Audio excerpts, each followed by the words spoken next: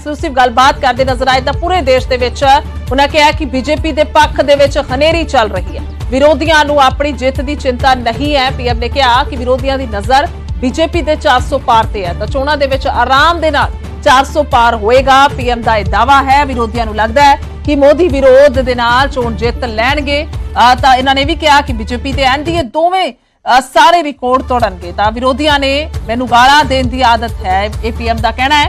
ਔਰ ਇਹ ਝਲਕਿਆਂ ਦਿਖਾ ਰਹੇ ਹਾਂ ਤੁਹਾਨੂੰ ਇੰਟਰਵਿਊ ਦੀਆਂ ਤਾਂ ਵਿਰੋਧੀਆਂ ਦੀਆਂ ਗਾਲਾਂ ਦੇ ਨਾਲ ਉਹਨਾਂ ਕਿਹਾ ਕਿ ਮੈਨੂੰ ਊਰਜਾ ਮਿਲਦੀ ਹੈ। ਪੀਐਮ ਇਹ ਵੀ ਕਹਿ ਰਹੇ ਨੇ ਕਿ ਵਿਰੋਧੀ ਏਜੰਡਾ ਤੈਅ नहीं कर पा रहे। खास गलबात की गई है। न्यूज़ 18 के एक्सक्लूसिव इंटरव्यू। नमस्कार व्यूअर्स, मैं हूं अमीश देवगन और मेरे साथ इस चुनावी सीजन का सबसे बड़ा, जिसे कहते हैं सबसे बड़े मेहमान है, यानी एक मेगा एक्सक्लूसिव इंटरव्यू देने के लिए हमारे साथ प्रधानमंत्री नरेंद्र मोदी इस समय मौजूद हैं। मोदी जी, आपका अभिनंदन है न्यूज़ 18 पे। नमस्कार। नमस्कार भैया, आपके सभी दर्शकों को भी हमारा नमस्कार।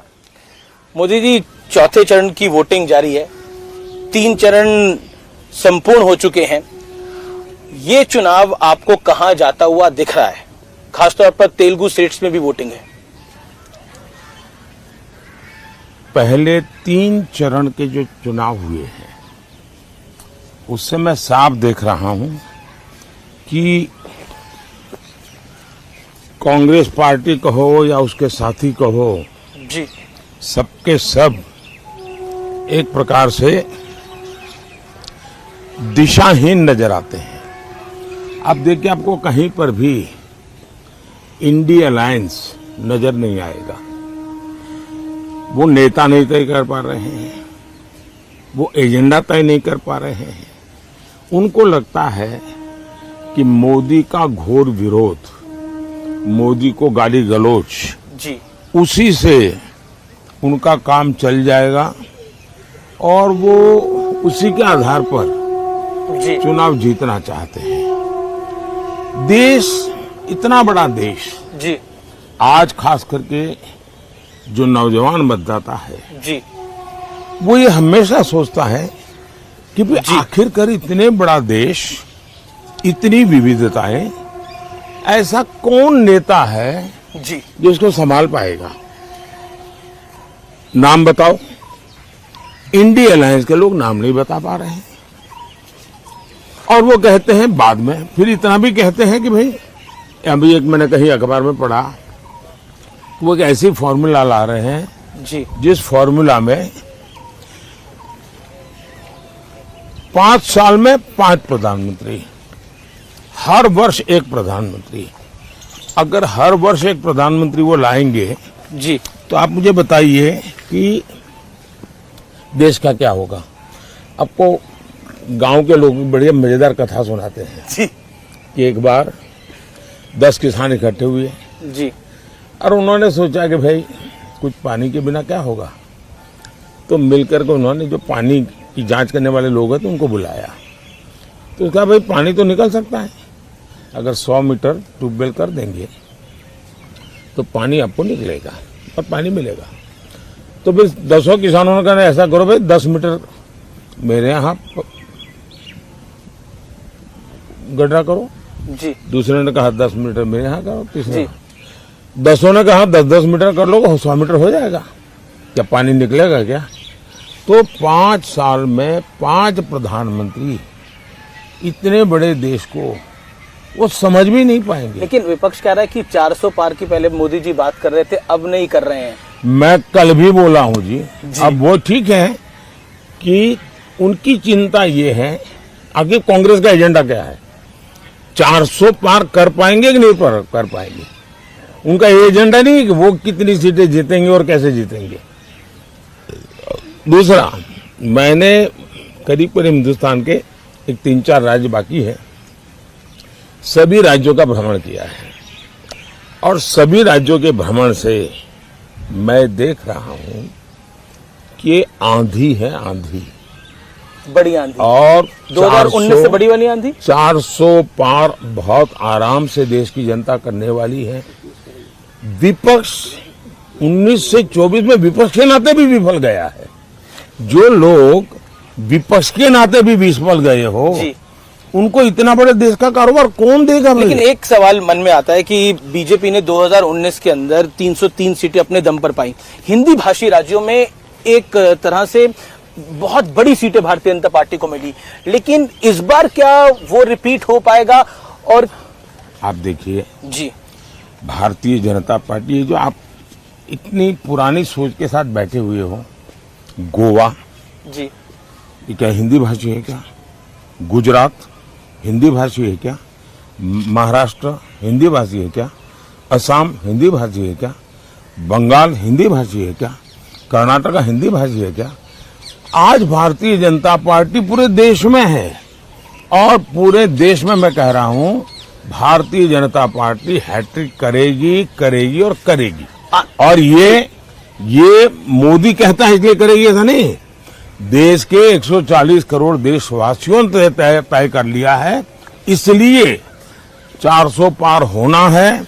और भारतीय जनता पार्टी भी अपने सारे रिकॉर्ड तोड़ेगी, और एनडीए भी अपने सारे रिकॉर्ड तोड़ेगी। तेलुगु स्टेट्स में आपको क्या लगता है? आंध्रा में, तेलंगाना, आंध्र एंड तेलंगाना जी, इस चुनाव में साउथ सबसे बड़ा सरप्राइज देगा।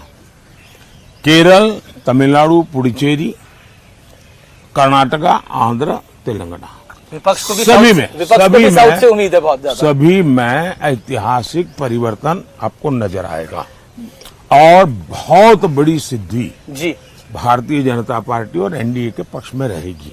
जी, ये बिल्कुल साफ नजर आता है। और मैं मानता हूं जी, कि तेलंगाना क्लीन स्वीप करेगा। जिन राज्यों में राज्यों के चुनाव है, वहां भी जहां भारतीय जनता पार्टी है वो रिपीट करेगी, जहां एनडीए है वो नई सरकार बनेगी। और इसलिए इन सभी राज्यों में जी, सरकार बनना तय है। आंध्र तेलंगाना में भी क्लीन स्वीप होने वाला है। एक मैं पूरे देश घूम रहा हूं चुनाव के लिए। एक चीज मैंने देखी, इस चुनाव में नैरेटिव बार बार बदले। पहले नैरेटिव आया रिजर्वेशन का, फिर आया नैरेटिव की बीजेपी के लीडर्स के फेक वीडियो चलाए गए। नैरेटिव बार बार बदल रहे हैं, कैसे देखते हैं आप इसको? इसको आप नैरेटिव नहीं कह सकते हैं। चुनाव का नैरेटिव एक ही है, और वो है फिर से एक बार मोदी सरकार। जी, चुनाव मोदी का फैक्टर है इस चुनाव का। चुनाव का नैरेटिव एक ही है, अब की बार 400 पार। नैरेटिव वही है, लेकिन एक नैरेटिव जो लोग हताश हैं, निराश हैं, जो मुद्दों की तलाश में हैं, जी, उनके लिए बार बार वो खोज रहे हैं कैसे टिके, कैसे लोगों के बीच में रहे, इसलिए उनको ये खेल करना पड़ रहा है। लेकिन वो नीचे तक लोगों को बात पहुंचा नहीं पा रहे हैं। लेकिन उत्तर से दक्षिण तक, पूरब से पश्चिम तक एक नैरेटिव है मोदी जी, और ये हमारा एनालिसिस है, वो है नरेंद्र मोदी। मोदी एक नैरेटिव है। इस पर आप क्या कहना चाहते हैं? आप पर बहुत बड़ा एक प्रेशर है कि आप अपनी तीसरी टर्म में वापस आए। मेरे पर कोई प्रेशर नहीं है जी, देश की जनता का प्यार, यही मेरी बहुत बड़ी शक्ति है। जी, देश की जनता के आशीर्वाद यही बहुत बड़ी पूंजी है, और इसलिए प्रेशर मैं देख रहा हूं कि इंडिया अलायंस में है, क्योंकि उनके इंडिया अलायंस बन ही नहीं पा रहा है। अब बनते ही बनते देखिए केरल में जाके, लेफ्ट उनका सबसे बड़ा साथी, जी, जी, केरल में जाकर के ही उन्होंने उन पर छुरा भोंक दिया, खुद चुनाव लड़ गए। और मैंने पूरे चुनाव में सबसे तीखी आलोचना, सबसे तीखी भाषा जी, अगर मैंने कहीं सुनी है तो वो मैंने वायनाड की सीट पे सुनी है। वायनाड में सुनी है, केरल में सुनी है, जहां कांग्रेस की इतनी भद्दी तरीके से आलोचना हुई, और कांग्रेस ने अपने इंडिया अलायंस के साथी के खिलाफ इतनी भद्दी भाषा में बोला। एक आपका बयान था कि कांग्रेस अगर आई सत्ता के अंदर तो ये राम मंदिर का फैसला पलट देगी। ये क्या ये मेरा बयान नहीं है। आपने बोला इस पे? ये मेरा बयान नहीं, मेहरबानी करके मेरे मुंह में बयान मत डालिए। ये बयान है कांग्रेस के विश्वस्त सलाहकार का, जो कांग्रेस के 30 साल तक और टॉप परिवार के सलाहकार रहे हैं। उन्होंने कहा है कि ये तय है और उन्होंने निर्णय करके लिया है कि हम रामलला को फिर से एक बार टेंट में भेज के ही रहेंगे। सुपर कमीशन बनाने की बात हाँ, रामलला को फिर से टेंट में भेज करके ही रहेंगे, ये उनके सलाहकार ने कहा है भाई। ये कांग्रेस वालों ने निर्णय किया है और देश को पूरा भरोसा है कि इस प्रकार की करने की इनकी आदतें हैं। वोट बैंक की राजनीति के लिए जी कुछ भी करना इनकी आदत है। एक सवाल और, हम बिहार की धरती पे है, आरजेडी यानी लालू जी की पार्टी और कांग्रेस का अलायंस है, इंडिया अलायंस देखने को मिल रहा है। लालू जी ने मुस्लिम आरक्षण की बात कही है, उन्होंने बोला कि मुस्लिम का आरक्षण होना चाहिए, क्या देखते हैं आप? उन्होंने आरक्षण होना चाहिए इतना ही कहा नहीं, उन्होंने ये कहा है पूरा का पूरा जी, मतलब SC ST OBC उनको जो आरक्षण है वो अब मुसलमानों को देना चाहिए। और संविधान सभा ने गंभीर चर्चा करके तय किया था कि इस देश में धर्म के आधार पर आरक्षण नहीं होना चाहिए। बाबा साहब अम्बेडकर के भी विचार बहुत स्पष्ट रहे हैं कि धर्म के आधार पर आरक्षण नहीं होना चाहिए। पंडित नेहरू भी इसी विचार के थे, लेकिन उसके बावजूद भी राजनीति और सत्ता की भूख ने इनको इतना नीचे गिरा दिया है कि वो देश को फिर से एक बार धर्म के आधार पर बांटने के रास्ते खोज रहे हैं, बांटने के तरीके खोज रहे हैं जी। और उसमें धर्म के आधार पर आरक्षण है। पाकिस्तान का मुद्दा एक बार फिर चुनाव के अंदर आ गया है। तेलंगाना के सीएम है रेवंत रेड्डी, उन्होंने सर्जिकल स्ट्राइक हुआ था नहीं हुआ था वो पूछ रहे हैं। कांग्रेस पार्टी एक ऐसी पार्टी है जिसको देश की सेना के प्रति नफरत का भाव पड़ा हुआ है और इसलिए देश के सेना नायक को उन्होंने एक बार जी गली का गुंडा कहा था। जिनकी भारत की सेना के प्रति ये भाव होंगे उनसे आप कैसे अपेक्षा कर सकते हो? पाकिस्तान भी सर्जिकल स्ट्राइक नहीं हुए ऐसा कहता नहीं है, पाकिस्तान भी नहीं कहता है। हाल ही में पाकिस्तान ने तो राहुल गांधी की तारीफ करी थी, पाकिस्तान के एक नेता ने। लेकिन कांग्रेस पाकिस्तान में जी सदन में उनके नेताओं ने भाषण दिया है जी कि भाई ये जिस प्रकार से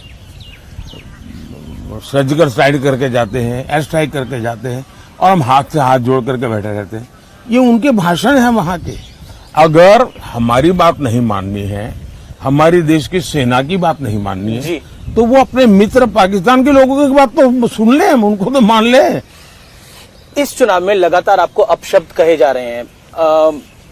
औरंगजेब कहा गया महाराष्ट्र के एक नेता ने, एक और विपक्षी नेता ने आपको तुगलक का, फिर उसके बाद तानाशाह का। क्या आपको बुरा लगता है, आपको गुस्सा आता है इस पे? भाई देखिए, हम तो कामदार है जी, बेनामदार है और हम कामदार लोग जन्म से ही गालियां सुन सुन करके बड़े हुए हैं, लोगों के लाते खाते खाते बड़े हुए हैं और इसलिए इन चीजों को हम मन पर लेते नहीं है। हम एक प्रकार से गाली प्रूफ बन गए हैं। और तो मैं तो कहता हूँ, लोग मुझे कभी पूछते मोदी जी आपकी इतनी बड़ी एनर्जी का रहस्य क्या है, तो मैं कभी मजाक में कहता हूँ कि मैं डेली 2 किलो गाली खाता हूँ और उसी से मुझे ऊर्जा मिलती है। देखिए, मेरी एक बहुत पुरानी कविता है, मुझे अभी याद तो नहीं है जी। लेकिन उस कविता का भाव ये था जी कि मुझे जो पत्थर फेंकते हैं, मैं उन्हीं पत्थरों से पक्षी बना देता हूं और मैं उसी से ऊपर चढ़ जाता हूं। और दूसरा मैं कहता हूं कि जितनी गंध उछालेंगे, जितना कीचड़ उछालेंगे जी, कमल उतना ही ज्यादा खिलेगा। एक सवाल आखिरी ये है कि माताओं बहनों का आपसे एक विशेष लगाव है। कल हम बंगाल का वीडियो देख रहे थे, उस बंगाल के वीडियो के अंदर महिलाएं, मतलब उनके आंखों में आंसू आ रहे हैं। एक इमोशनल कनेक्ट जो है, इसको प्रधानमंत्री जी आप किस तरह से देखते हैं? क्योंकि ये बहुत बड़ा इमोशनल कनेक्ट है। मेहरबानी करके जी, इन माताओं बहनों का जो आशीर्वाद है, इसको राजनीति के तराजू से मत तोलिए। ये एक भावात्मक विषय है और मैं मानता हूं कि मेरे देश का कल्याण करने के लिए मेरी मातृशक्ति को एम्पावर करना चाहिए, स्त्री शक्ति को एम्पावर करना चाहिए, नारी शक्ति को बढ़ावा देना चाहिए। तो मैं एक बड़ी श्रद्धा से, एक पूजा भाव से काम कर रहा हूँ। कृपा करके इसको राजनीति के तराजू से मत तोलिए और मैं चाहता हूँ मैं वैसा ही पूरे भक्ति भाव से इस देश की माताओं की सेवा करूं, इस देनों की बहनों की सेवा करूं, इस देश की बेटियों की सेवा करूं। यूथ वोटर को, जो फर्स्ट टाइम वोटर है, उसको आपका मैसेज क्या होगा प्रधानमंत्री मोदी?